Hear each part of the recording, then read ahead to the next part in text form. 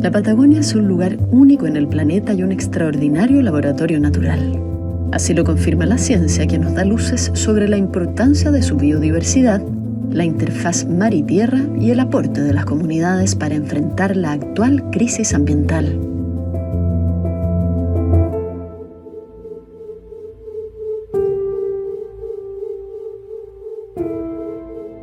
En Patagonia, Tierra, Mar y Ciencia abordamos las oportunidades y desafíos para la conservación integral de esta región como un legado para Chile y el mundo. Conducido por Paula Díaz Levy, este espacio es presentado por el Programa Austral Patagonia de la Universidad Austral de Chile. Ladera Sur Podcast.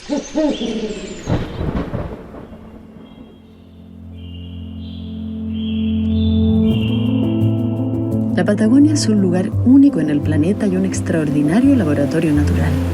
Así lo confirma la ciencia, que nos da luces sobre la importancia de su biodiversidad, la interfaz mar y tierra y el aporte de las comunidades para enfrentar la actual crisis ambiental.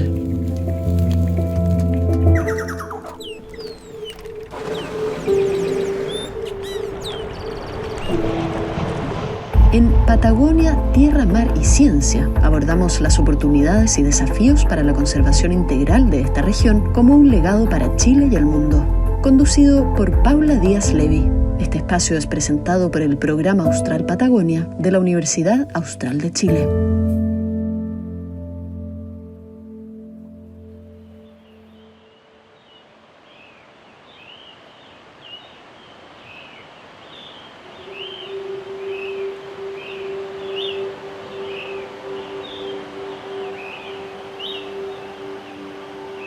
Un gusto saludarlos nuevamente en Patagonia, Tierra, Mar y Ciencia, un podcast de Ladera Sur y del Programa Austral Patagonia. La diversidad de la Patagonia no solo se refleja en la naturaleza, sino también en las comunidades humanas que han habitado en la zona desde tiempos remotos.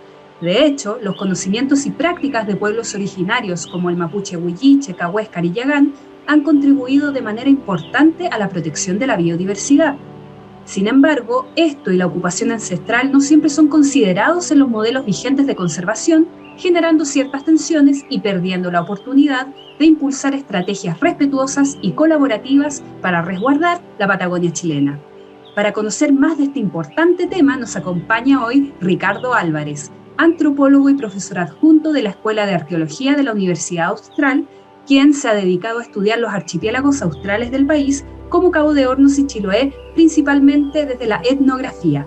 ¿Cómo estás, Ricardo? Muy bienvenido. Muy bien, muchas gracias por este espacio.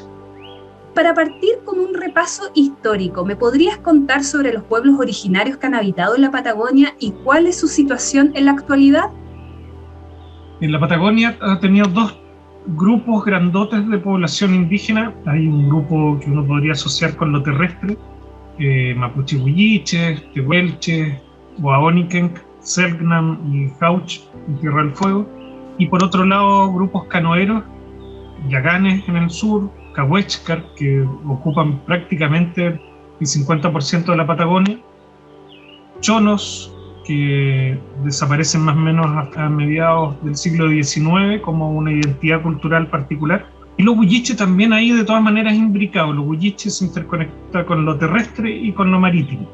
Y hoy en día la identidad selknam está vigente, pero no presencial en el lado chileno.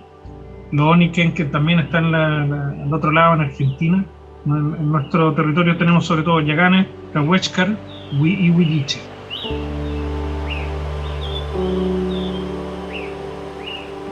Y bueno, desde tiempos lejanos los pueblos originarios han tenido prácticas, usos y conocimientos tradicionales de las tierras y mares de ocupación ancestral, ¿cierto? ¿Cómo han aportado estos saberes y tradiciones a la protección de la naturaleza, ya sea en Chile o en el mundo? Hay un cambio de paradigma súper importante con respecto al rol de las comunidades indígenas con respecto a la naturaleza. Nosotros usamos mucho el término uso consuetudinario, que en realidad es como yo vivo en base a las costumbres. Resulta que las costumbres contienen un montón de restricciones normativas y éticas o morales sobre cómo yo debo comportarme con respecto a los demás, tanto las personas como con otras entidades, árboles, peces, lobos marinos. Y eso ha implicado que, por ejemplo, durante miles de años estas personas hayan manifestado sus prácticas culturales, pero sin generar mayores impactos sobre la naturaleza, porque siempre había, sobre todo, dos cosas que estaban contenidas. Uno, contener la posibilidad de egoísmo o acaparamiento, eso estaba gravemente sancionado, y la otra, competir entre pares, competir con otros por el acceso a espacio y recursos.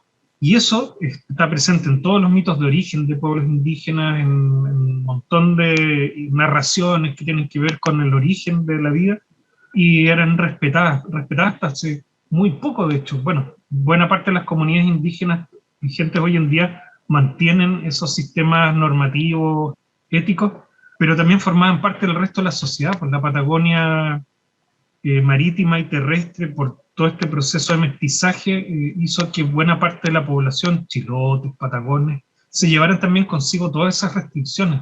Entonces, lo rural, indígena o no indígena, siempre estaba marcado por gran biodiversidad, grandes bosques, las playas abundantes, y es cuando aparece un cambio importante de la racionalidad o cómo acceder al mar, cuando toda la naturaleza se transforma en cosas, cuando comienza a quedar la escoba y comienza la sobreexplotación, ¿no es cierto? Porque se normaliza.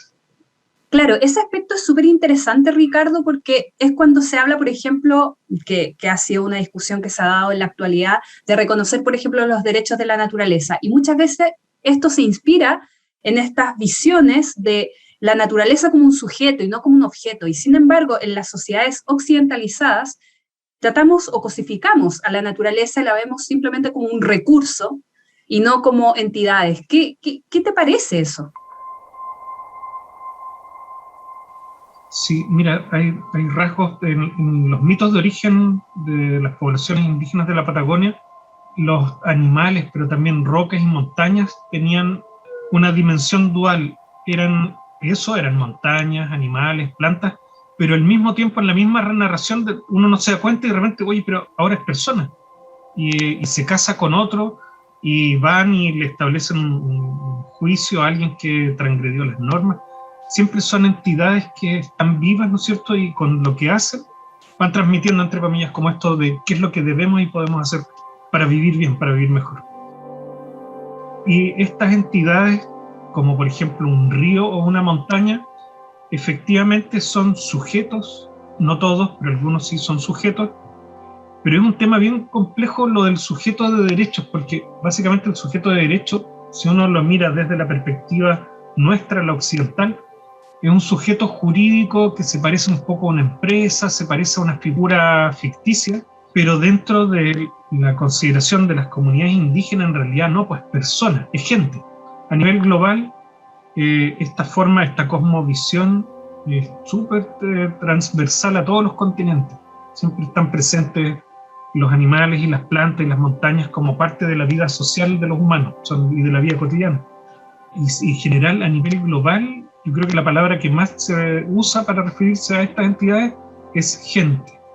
La gente del bosque, la gente montaña, en los Andes, ¿no es cierto? Tiene diferentes formas pero efectivamente son sujetos, pero distintos al sujeto de derecho, que entra dentro de nuestra propia visión del mundo. Claro, y en ese sentido, ¿en qué prácticas concretas ha derivado esta consideración distinta? Si me pudieras dar ejemplos de la Patagonia. Hay una práctica cultural tradicional en toda la Patagonia, que es transversal a las comunidades indígenas y también a las comunidades no indígenas costeras, que es la mariscadura comunitaria. A mí me gusta mucho ese ejemplo, porque por varias razones. La gente cuando va a mariscar podría ir sola. Si vas solo, tienes la posibilidad de acaparar más mariscos para ti, no hay nadie con que competir. Sin embargo, la gente por alguna razón pasa a buscar a los demás, pasa a buscar a los vecinos. Oye, vamos a la playa, vamos a mariscar, aunque eso signifique que vas a tener menos posibilidades de sacar mariscos. Cuando llegan a la playa, ocurren un montón de cosas que no necesariamente tienen que ver con extraer. Hay mucha conversación que tiene que ver, por ejemplo, con la protección. ¿Cómo está tu mamá? Supe que está enferma. Oye, tu hijo está estudiando. Se refuerzan los vínculos comunitarios, finalmente un ejercicio que refuerza el tejido relacional humano. Eso por un lado, pero por otro, La forma de mariscar tradicional generalmente es a pie, por la playa, ¿no es cierto?, por lugares ya reconocidos. La gente va escarbando el sustrato de la playa, lo va revolviendo, de manera muy parecida a como los zarapitos y otras aves, por ejemplo, usan el intermareal. Resulta que cuando tú haces ese tipo de actividades, finalmente genera mayores posibilidades de biodiversidad para otras especies.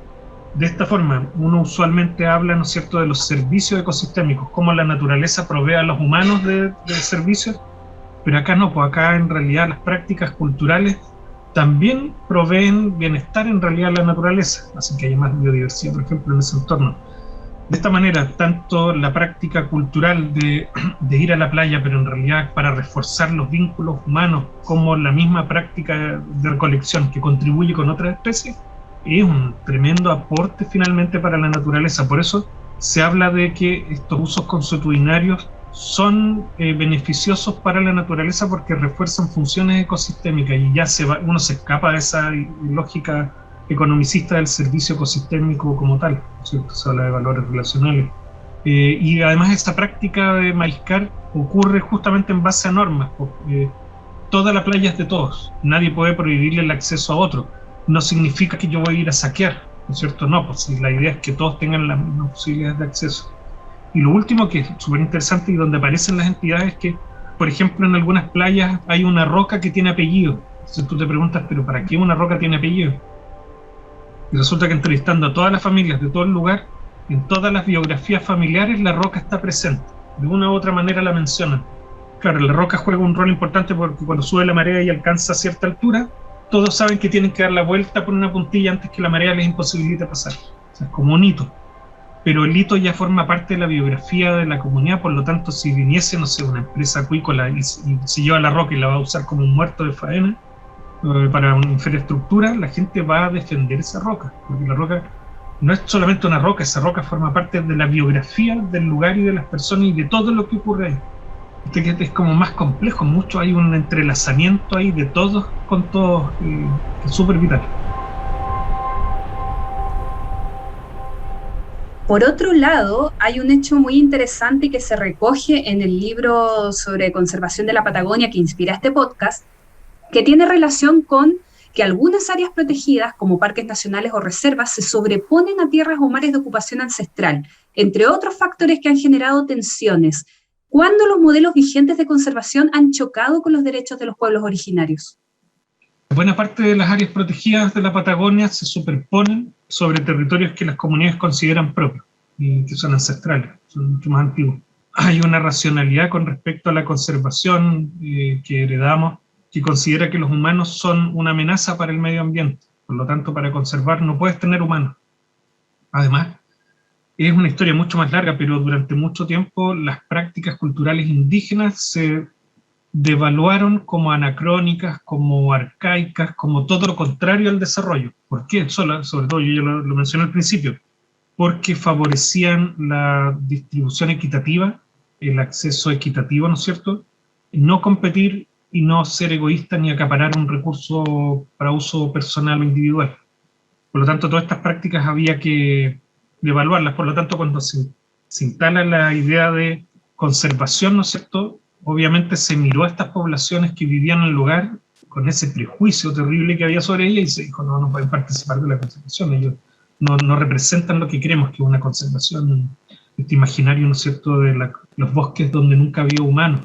Y toda la experiencia mundial y también nacional, ¿no es cierto?, hoy en día está dando cuenta que efectivamente ciertos usos consuetudinarios contribuyen justamente con la naturaleza, con los bosques, playas, etc. Y en ese sentido, claro, la historia de conservación que tenemos en el país y en la Patagonia, en esta superposición, ha sido de figuras que excluyeron a las comunidades locales, que no las integraron en los planes de administración tampoco, no las consideraron, no han efectuado consultas. Es una deuda pendiente súper importante que todavía está ahí, está pendiente.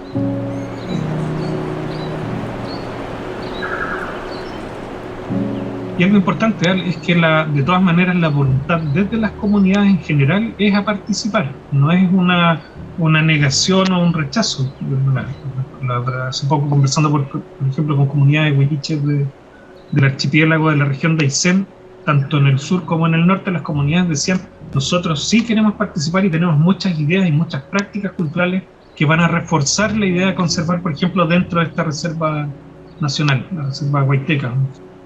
¿Y qué otro ejemplo nos podrías dar donde se han generado estas sobreposiciones y donde hay desafíos en esta materia?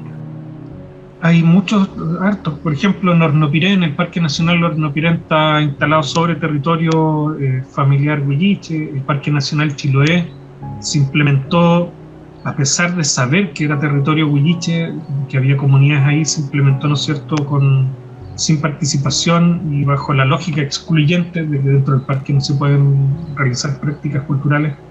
El Parque Tantlauco, que es un parque privado, y los parques que hay en la región de Magallanes, en general, todos tienen el mismo principio que tiene que ver con esto de la naturaleza sin humana. A pesar de, y tiene que ver también con, claro, como decía, una época donde no se puso atención en que qué raro que durante miles de años estas personas hayan vivido en un ambiente tan biodiverso, ¿cierto?, con tantas funciones ecosistémicas funcionando tan bien. Y ahora que nosotros vamos y prohibimos el acceso acá, que es Parque Nacional, pero acá tenemos además prohibido el acceso porque es una concesión apícola y el ambiente está absolutamente degradado. Pucha, en realidad la opción formal no funciona. Los invisibilizados funcionaron durante miles de años. En ese sentido, ¿qué pasa con los procesos de consultas a pueblos originarios? ¿Cómo se está desarrollando en la actualidad, dado que existen estas tensiones y estos problemas, ¿no? El Estado está cambiando bastante en la forma de acercarse a las comunidades. Un ejemplo tiene que ver con que hoy en día la Corporación Nacional Forestal, por ejemplo, está preocupada de hacer consultas indígenas, de acuerdo a todos los requisitos y las exigencias, ¿no es cierto?, que deben cumplirse. Pero por otro también, desde abajo, las mismas comunidades, por ejemplo, están proveyendo de experiencias que tienen que ver con poder participar, pero además no solamente participar, sino que además proveer soluciones para conservar la naturaleza. Y ahora voy a mencionar a los ECMPO, los espacios costeros marinos de pueblos originarios. Por ejemplo, esa figura que es de la ley 20.249 es una figura bien particular porque lo que dice es: vamos a considerar este gran espacio, ¿no es cierto?, dentro del cual se van a legitimar los usos consuetudinarios, justamente las prácticas basadas en la costumbre. No es una figura de conservación, literalmente. Lo que hace el ECMPO es que las comunidades dicen: cuando nosotros podamos volver a manifestar nuestras prácticas culturales, la naturaleza va a volver a reforzarse, va a volver a revitalizarse. Por lo tanto, uno de los subproductos, por decirlo de alguna manera, de los ECMPO es precisamente la revitalización de estos entornos degradados. Por lo tanto, ahí veo en paralelo, no sé, pues las consultas indígenas que se tienen que empezar a hacer ahora desde el Estado, ¿no es cierto?, para poder integrar las comunidades en la toma de decisiones, la administración, etcétera, de estas figuras que ya existen. Pero por otro, todas las comunidades costeras de la Patagonia están levantando estos grandes ECMPO, ¿no es cierto?, porque están diciendo: perfecto, queremos que nos integren a esto que ya está instalado, pero nosotros traemos una propuesta distinta. Y están apostando todo en ello. Y en este minuto buena parte de la región de los lagos casi completa, una parte importante de la región de Aysén y de Magallanes ya tiene estas propuestas de espacio costero indígena. El caso de los espacios costeros marinos de pueblos originarios, de hecho, es súper interesante porque, bueno, justamente genera lo que tú has comentado recién, pero en algunos casos se habla de que también ha ayudado, por ejemplo, a frenar la expansión salmonera hacia fiordos y canales.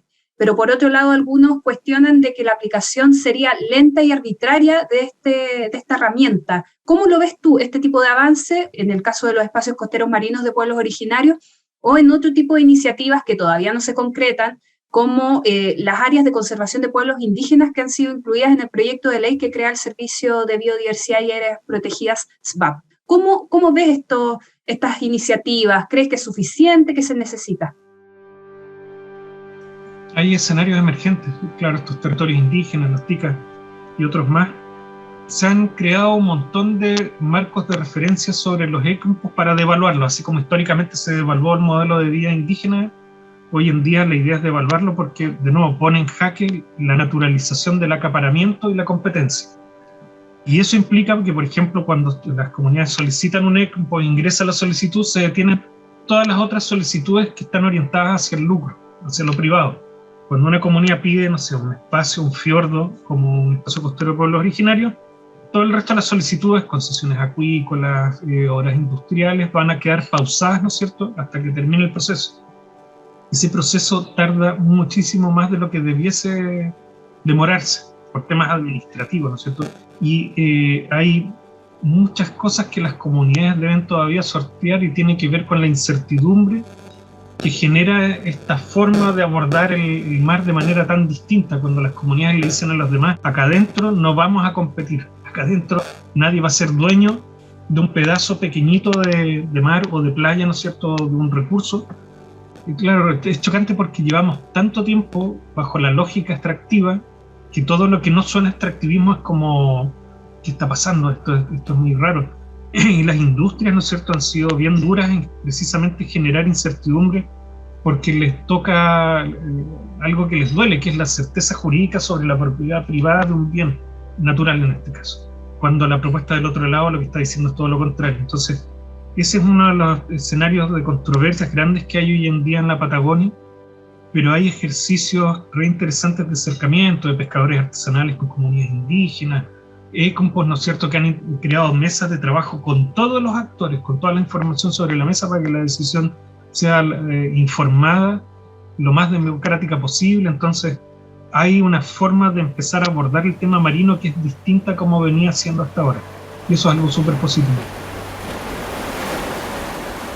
Y en ese sentido, ¿cuáles son las recomendaciones, incluidas aquellas basadas en estándares internacionales sobre derechos indígenas, para impulsar a su vez estrategias de conservación en la Patagonia chilena que sean respetuosas, colaborativas, honestas y sinérgicas?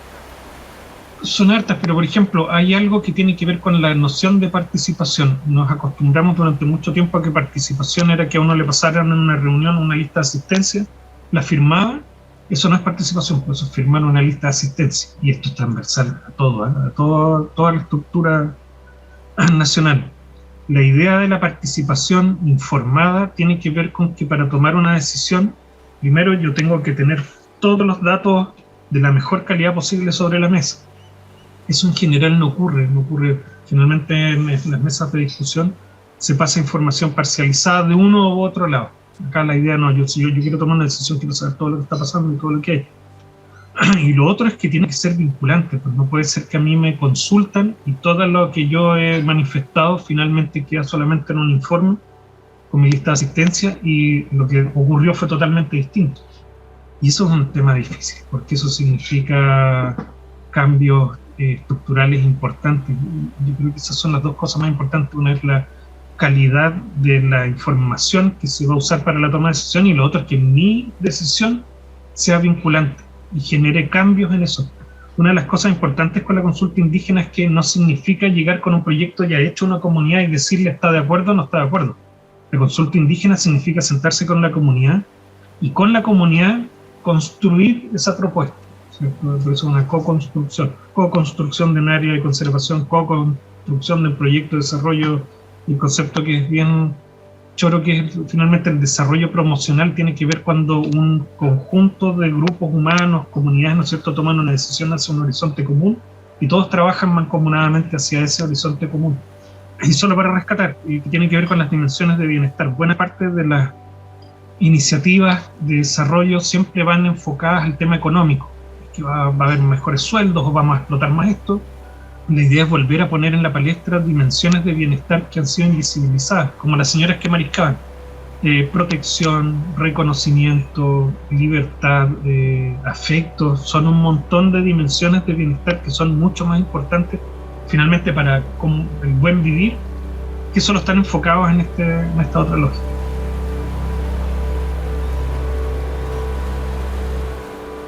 No cabe duda de que la riqueza de la Patagonia está en quienes la habitan. Muchas gracias a Ricardo Álvarez y a nuestro querido público por acompañarnos en esta ocasión.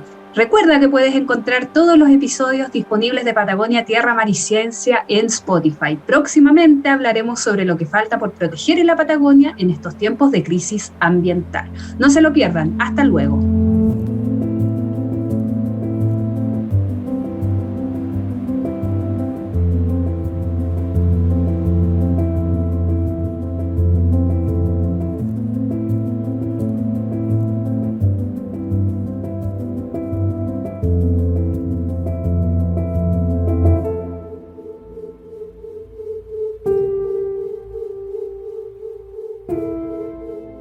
Patagonia, Tierra, Mar y Ciencia es un podcast inspirado en el libro Conservación en la Patagonia Chilena, Evaluación del Conocimiento, Oportunidades y Desafíos.